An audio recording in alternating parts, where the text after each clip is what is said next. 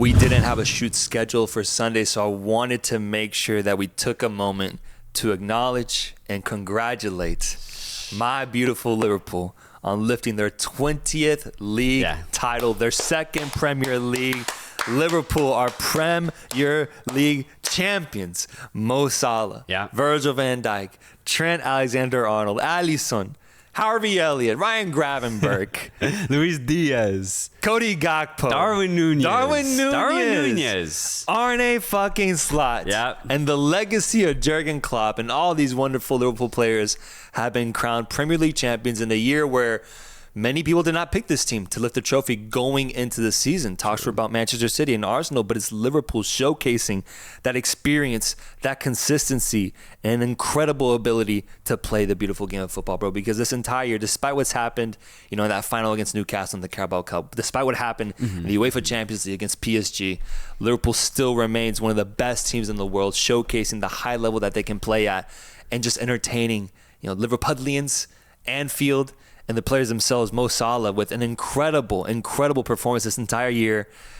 Liverpool, the rightful champions, man. The rightful champions of the Premier League. Yeah, absolutely. And they've definitively been the best Premier League team all season long. I remember there's a stretch of games back in October where it was a lot of tough opponents, not just in the Premier League, but also in the Champions League. And they won every single game.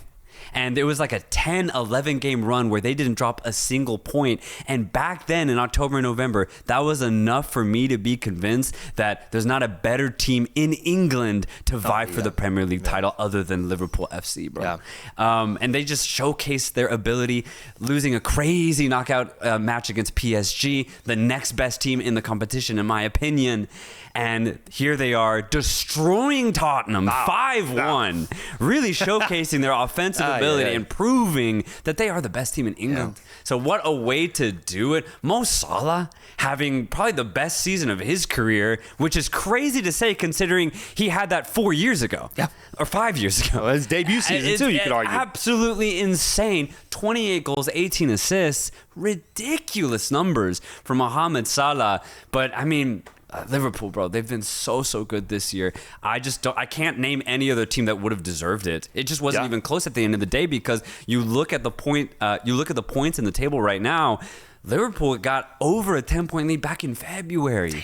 So this was ultimately not an easy win for Liverpool, but it's just super convincing. Yeah, and you got to think about the legacy of Arne Slot and what he's done. I mean, not just in England, in any league in the world, to join a team and win the league title with that team is pretty rare, bro. Yeah. It's pretty rare. And to do it in the way that he did, he merely proved himself as a coach that's earned the ability to coach at this high level of football. Going from Dutch football to English football is no easy feat, but he was able to make it look like it's a very simple transition.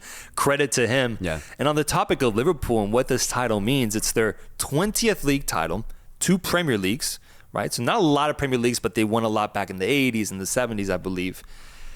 Is Liverpool the biggest club in England now? Because with this league title, they equal Manchester United on total league titles, tied at 20. Damn. And they have the edge when you look at European trophies.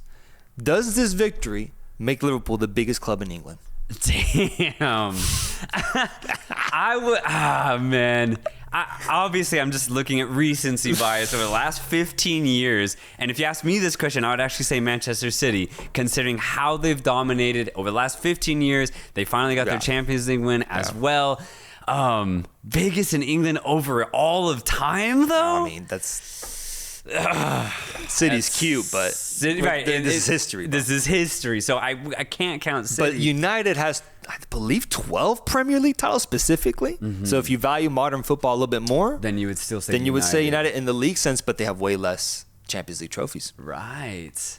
It's actually really close to bit. I would right now I'd say it's a dead tie then. I need to see it's Liverpool, bro. It's Liverpool. So we need to win one more. You need to win one more. You need to win one more. Prove it. I think it's a great discussion. Yeah. I think it is. I'm going Liverpool, of course, but I'm very biased. I think that they have been, if anything, one of the most likable clubs in England. Because United's very easy to hate, Chelsea easy to hate, City too easy to hate, but Liverpool has been great about their marketing, but also the way they've gone about producing title winners. My next question is this one for Liverpool specifically. I think it's a fun one. Obviously, Mo Salah, the player of the year for Liverpool. I think that's pretty easy. That's pretty predictable. That makes sense. Who's been Liverpool's second best player this year? Is it a guy like Ryan Gravenberch, whose rise in the midfield played a big role in Liverpool lifting this trophy and competing in major games? Is it goalkeeping position? Alisson being an incredible goalkeeper. Virgil van Dijk, what he's done in the backline, once again, another Rolls-Royce type year. Incredible. Alexis McAllister scoring a banger against Tottenham, but also being a very underrated midfield presence. Cody Gakpo, Luis Diaz. Who's the second best player for Liverpool this year? I think you would have to be tied to how Arne Slot plays football. And I would say the most impactful player outside of Mohamed Salah might be Ryan Gravenberch. Simply because he lays the defensive foundation for guys like Szoboszlai and McAllister to fully operate their brand of football under Arne Slot. And then you look at the front three, whether it's Diaz, Salah, maybe it's Nunez, maybe it's Gakpo. They're able to stay out wide, and then the center striker can come in deep, get the ball, but it's all because Ryan Gravenberch and Szoboszlai as well do so much defensive work, specifically right in the center of the pitch. So the wingers only have to deal with the outside, and I just think it keeps Liverpool fully stretched, which is a nightmare for their opponents. So I would say the impact of Gravenberch has been probably the biggest outside of Salah this season. Yeah, that's a great point. I think I agree with you with Szoboszlai being a close third. Close third. Szoboszlai is best, was able to impact games incredibly well, and I think he also took a step up this year. But in general, this Liverpool team is so deserving of it. I'm so happy, man. Cheers to you guys, any Liverpool fans out there. Liverpool are league winners. Hopefully, Atletico can one day celebrate alongside me. But give us 5 years. 5? I mean, maybe a little more, but maybe a little bit more, man. Yeah, maybe a little. Barca's looking good, and they're looking really young too. Yeah, bro. Folks, Liverpool, our Premier League champions. Celebrate down below. Let us know what you think. Answer the questions I asked Soltero. We'll see you guys next time. Peace.